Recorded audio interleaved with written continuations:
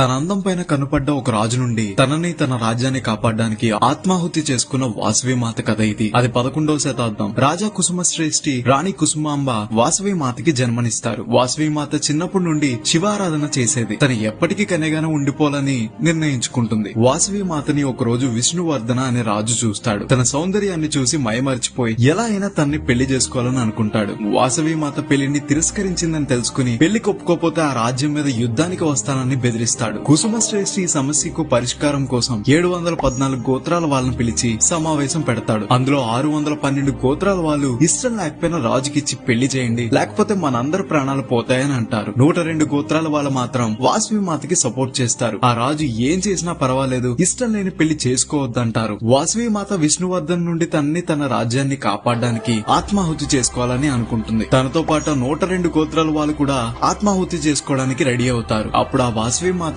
పరమేశ్వరి అవతారంలో వాళ్ళకి కనిపించి, నా కోసం ప్రాణత్యాగం చేస్తున్న మీ గోత్రాల వాళ్ళని ఎప్పుడూ చల్లగా చూస్తానని మాటిచ్చి ఆహుతైపోతుంది. వాళ్ళు కూడా ఈ దైవ కార్యంలో పార్టిసిపేట్ చేసినందుకు గర్వంగా ఫీల్ అయ్యి ఆహుతవుతారు. యుద్ధానికి వచ్చిన రాజు పొలిమేరలోనే రక్తం కక్కుని చనిపోతాడు. ఇంత చరిత్ర గల ఆలయం వెస్ట్ గోదావరి తణుకుకి 20 కిలోమీటర్ల దూరంలో పెనుగొండ అనే ఊర్లో ఉంది.